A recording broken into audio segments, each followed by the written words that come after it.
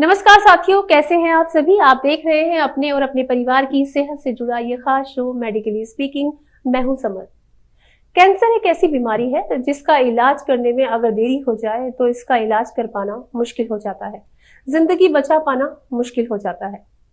अगर भारत देश की बात करें तो लोकसभा में एक सवाल के जवाब में तत्कालीन स्वास्थ्य और परिवार कल्याण राज्य मंत्री प्रोफेसर एसपी सिंह ने एक आंकड़ा दिया, जिसके मुताबिक साल 2022 में भारत में कैंसर के करीब 14 लाख से ज्यादा मरीज थे। हैरत की बात यह है कि इसी साल में 8 लाख से ज्यादा लोगों की कैंसर की वजह से मौत भी हुई। साथियों, कैंसर का मुख्य कारण धूम्रपान, शराब, वेपिंग, जंक फूड और ज्यादा केमिकल वाले भोजन है। इन्हीं के साथ ही स्मार्टफोन का ज्यादा इस्तेमाल और एक एक्टिव रहने के कारण भी कैंसर होने का खतरा बताया गया है। साथियों, लोग ये भी जानते हैं कि तंबाकू और अल्कोहल का सेवन कैंसर जैसी गंभीर बीमारियों को दावत देता है, लेकिन जो लोग आदतों से मजबूर हैं, वो इस जानलेवा बीमारी के चुंगल में फंस ही जाते हैं। आज का ये शो कैंसर से पीड़ित लोगों के लिए बेहद अहम है। ये शो आज आपको कैंसर के होने से लेकर उससे बचने तक की सारी अहम जानकारी देगा। कैंसर से जुड़े बहुत से अहम सवालों के जवाब देने के लिए आज मेडिकली स्पीकिंग शो में जुड़ रही हैं डॉक्टर अनुपमा बिंदल। डॉक्टर अनुपमा बिंदल जी, इंडिया न्यूज के खास शो मेडिकली स्पीकिंग में आपका बहुत बहुत स्वागत है। नमस्कार। और समर, आपका बहुत बहुत धन्यवाद कि आपने मुझे इस शो में आमंत्रित किया। ये शो कोई साधारण शो नहीं है, स्पेशली क्योंकि आज का शो जो कि कैंसर के ऊपर है, क्योंकि कैंसर का नाम सुनते ही लोग एकदम भयभीत हो जाते हैं, उनके रोंगटे खड़े हो जाते हैं। परंतु कुछ सावधानियां बरतने से कैंसर को पूरी तरह से अवॉइड किया जा सकता है, और अगर किसी को कैंसर हो जाए तो उसका जी तोड़ हम मुकाबला कर सकते हैं और कैंसर को हम हरा सकते हैं। आइए देखते हैं कैसे।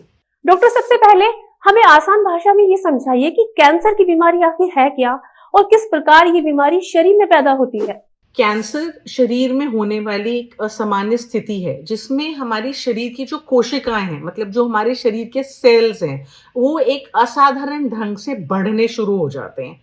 और जब वो बढ़ते रहते हैं तो चर्बी की एक गांठ सी बन जाती है जिसको कि हम ट्यूमर कहते हैं।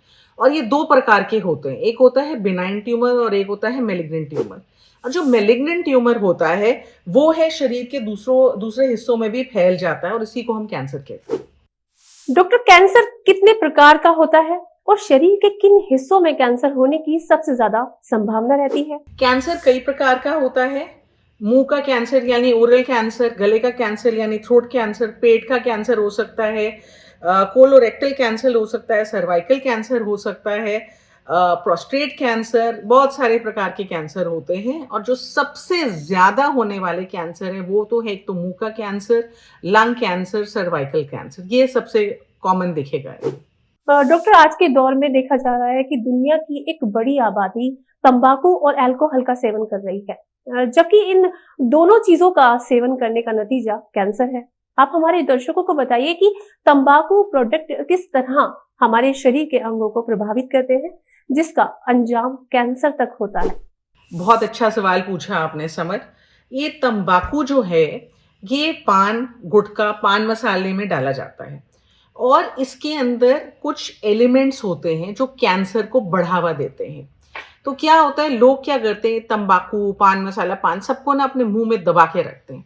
तो ये जो इसका जितना इसका टाइम ऑफ एक्सपोजर होता है, जितनी देर ये दबा के रखते हैं उतना वो टाइम को ज़्यादा एक्सपोजर मिलता है उन एलिमेंट्स को, और एक टाइम ऑफ अब्जॉर्प्शन होता है, वो अब्जॉर्ब भी हो जाता है। उसका जो एलिमेंट्स हैं जो कैंसर को बढ़ाते हैं, उनका एक अब्जॉर्प्शन हो जाता है ब्लड के अंदर। तो इसलिए ये सारी चीज़ें कैंसर को, तंबाकू स्पेशली, ये कैंसर को बढ़ाने का में बहुत बड़ा योगदान देते हैं। और जो लोग तंबाकू और अल्कोहल, शराब, दोनों चीज़ें लेते हैं, तो उनका कैंसर उनका कैंसर होने की जो संभावना है वो 36% और लोगों से ज्यादा बढ़ जाती है। डॉक्टर अनुपमा जी, फेफड़ों के कैंसर के साथ साथ मनुष्य को और कौन से कैंसर हो सकते हैं? लोगों के लिए सबसे खराब कैंसर कौन सा है जो उनकी मौत का कारण बनता है? डॉक्टर, अक्सर ऐसा देखा गया है कि रोगी को जब पता चलता है कि उसे कैंसर है, तब तक बहुत देर हो चुकी होती है। क्या इस समस्या के कोई शुरुआती लक्षण भी हैं, जिससे पहले ही पता किया जा सके कि शरीर में कैंसर की शुरुआत हो चुकी है? जी, कैंसर के कुछ लक्षण होते हैं जो कि आप कैंसर को पहचान सकते हैं, उसकी पहचान हो सकती है।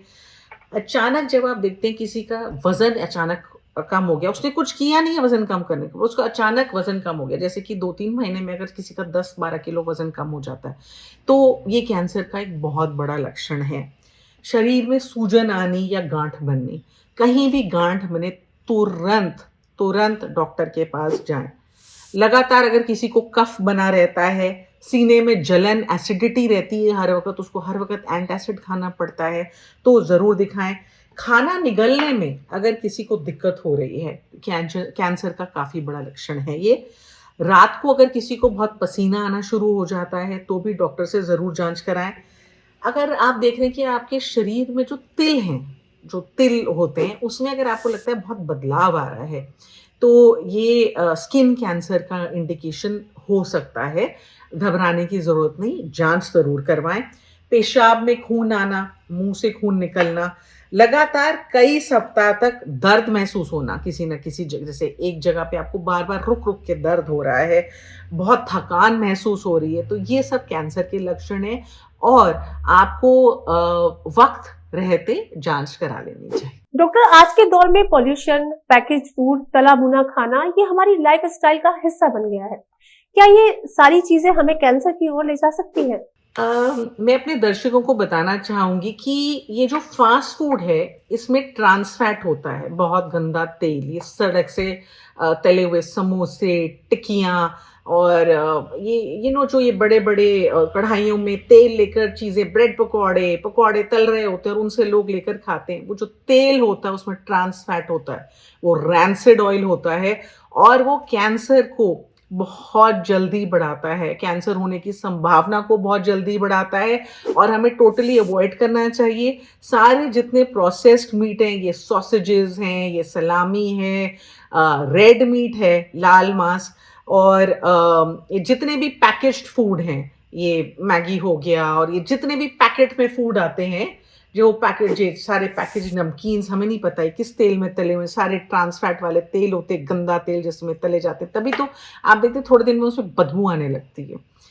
क्या करते हैं ये सब आपके शरीर को नुकसान पहुंचाते हैं और कैंसर होने की संभावना को बढ़ा देते हैं। इसलिए फास्ट फूड, ये चाउमीन, ये बर्गर, ये नूडल, ये पिज्ज़ा, ये सब बाहर का ये जो सामान है, ये टोटली हमारे को अवॉइड करना चाहिए। डॉक्टर कहते हैं कि धुएं की वजह से भी कैंसर हो जाता है। ये धुआं किस तरह होता है, हमारे दर्शकों को समझाइए। जी, धुआँ आप देखिए कि धुआँ जो है ये इंडोर धुआँ भी हो सकता है, जैसे गाँव में औरतें हैं, घर के अंदर ये लकड़ी जलाकर, कोयला जला के, सब जला के घर के अंदर ही खाना बनाती हैं चूल्हे के ऊपर। तो वो जो धुआँ होता है, वो सारा धुआँ उनके अंदर जाता है, घर में जितने लोग होते हैं उनके अंदर जाता है। तो उससे भी कैंसर होने की जो चांस है बढ़ जाती है। ये इंडोर इसको हम कहते हैं इंडोर धुआँ, इंडोर स्मोक। और एक होता है आउटडोर, जो कि हमारी गाड़ियों में से निकलता है, जो कि वायु में प्रदूषण की वजह से, उस सारे धुएँ में जो बाहर का धुआँ है, धूम्रपान करने वाले और दुनिया भर का ये जो धुआँ है, सब में केमिकल्स होते हैं जो कि हमारे, जब हम ब्रीथ करते हैं, जब हम सांस लेते हैं, वो हमारे सांस के थ्रू हमारे फेफड़ों में पहुँचते हैं और बिल्कुल ही ना जैसे कहते हैं कि बहुत खतरनाक होते हैं और ये अंदर एक तहलका सा मचा देते हैं और कैंसर होने के चांसेस जो हैं बहुत बढ़ जाते हैं। तो धुएं से बचना चाहिए, घर में खूब सारे प्लांट्स वगैरह लगाइए, घर के अंदर धुआं कम से कम करें और धुएं की तरफ अपना एक्सपोजर भी कम से कम रखें। डॉक्टर अनुपमा जी, फेफड़ों के कैंसर के साथ साथ मनुष्य को और कौन से कैंसर हो सकते हैं? लोगों के लिए सबसे खराब कैंसर कौन सा है जो उनकी मौत का कारण बनता है? डॉक्टर, अक्सर ऐसा देखा गया है कि रोगी को जब पता चलता है कि उसे कैंसर है, तब तक बहुत देर हो चुकी होती है। क्या इस समस्या के कोई शुरुआती लक्षण भी है, जिससे पहले ही पता किया जा सके कि शरीर में कैंसर की शुरुआत हो चुकी है?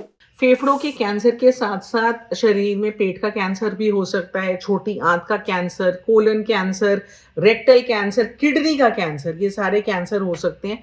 इसलिए हमको बहुत बहुत एहतियात बरतनी चाहिए। डॉक्टर, बाजार में तरह तरह के तंबाकू प्रोडक्ट्स अब बिक रहे हैं। हमारे दर्शकों को बताइए कि इनके लगातार सेवन से कैंसर के साथ साथ और क्या क्या बीमारियां हो सकती है, और तंबाकू हमारे स्वास्थ्य के लिए कितना खतरनाक साबित हो सकता है। जी, तंबाकू के सेवन से कैंसर के सिवा और जो बीमारियां हो सकती हैं, एक तो हार्ट डिजीज है, दिल की बीमारियां, लकवा हो गया, डायबिटीज हो गई, गठिया हो गया, फेफड़े का रोग, किसी भी तरह का फेफड़े का रोग हो सकता है, निमोनिया हो गया, और जो भी टीबी हो गया, बहुत दुनिया भर के फेफड़ों के रोग होते, कुछ भी हो सकता है। तो कोशिश करके तंबाकू बिल्कुल न लें।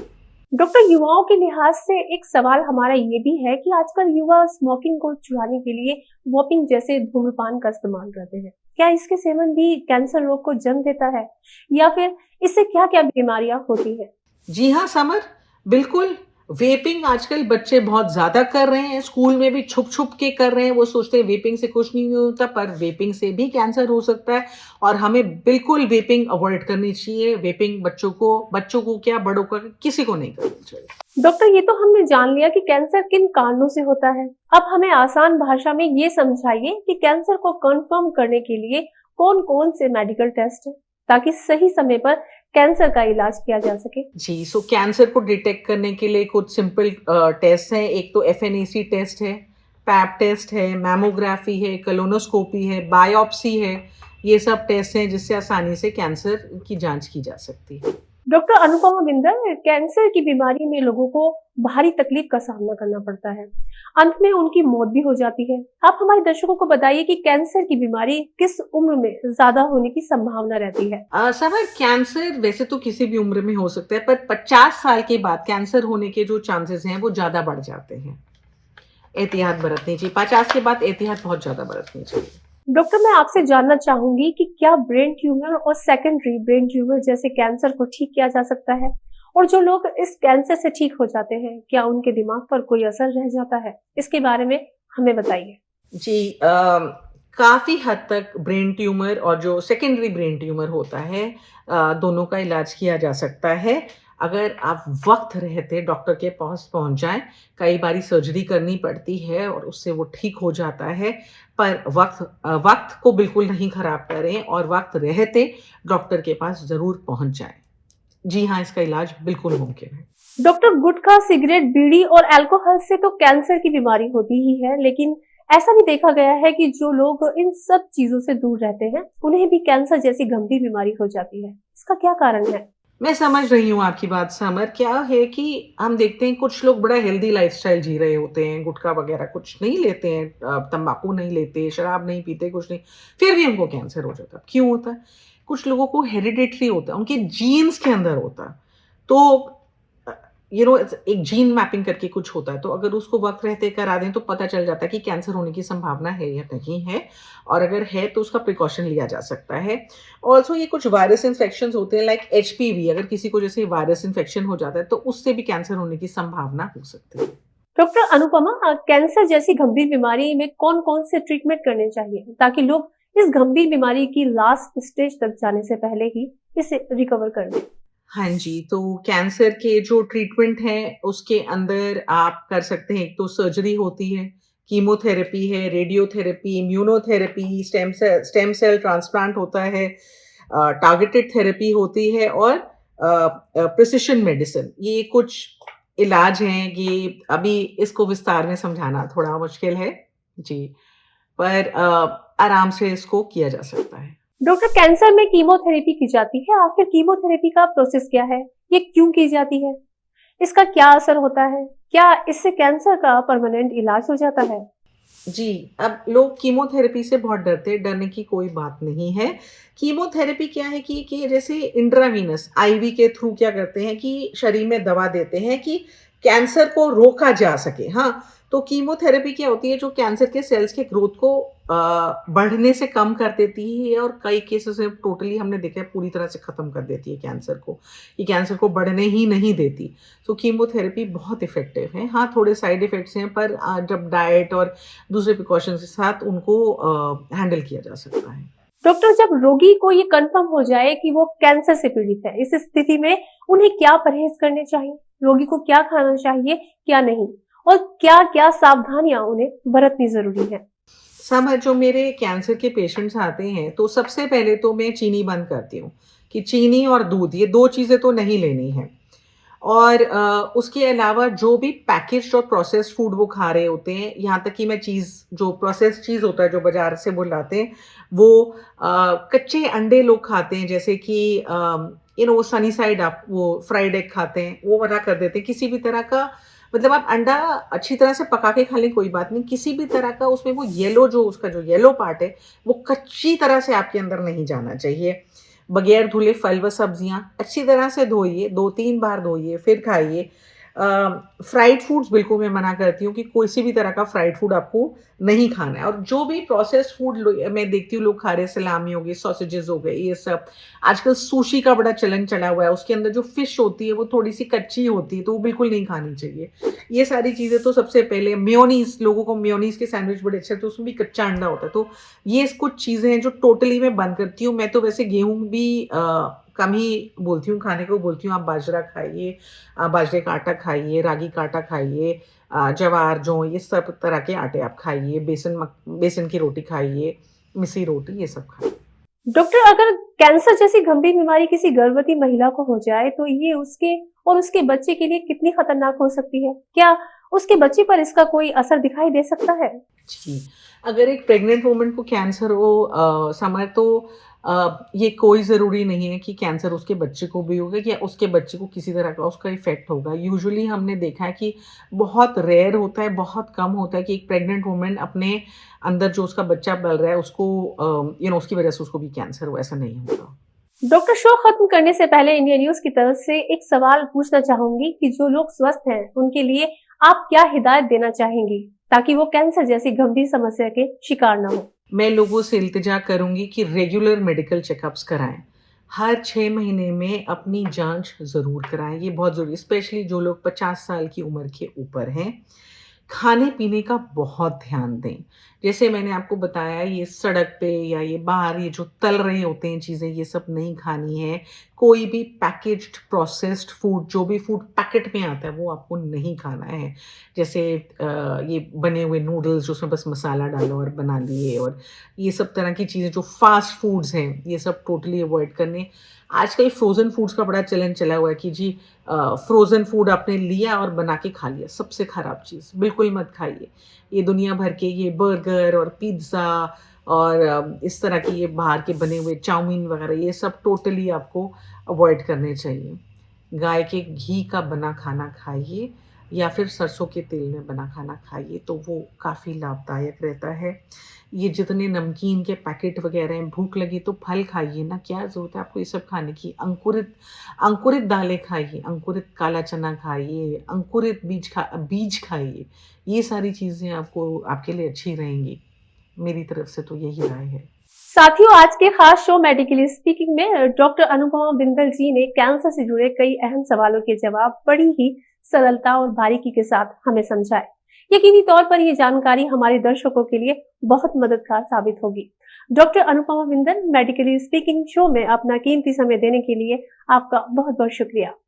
साथियों, उम्मीद करते हैं इस शो को देखने के बाद जो लोग तंबाकू और अल्कोहल का सेवन भारी मात्रा में करते हैं वो समझ ही गए होंगे कि ये आगे चलकर कैंसर जैसी गंभीर बीमारी का कारण बनता है। अगर आपको अपनी जिंदगी से प्यार है, अपने घर परिवार से प्यार है, तो इन आदतों को फौरन छोड़ें।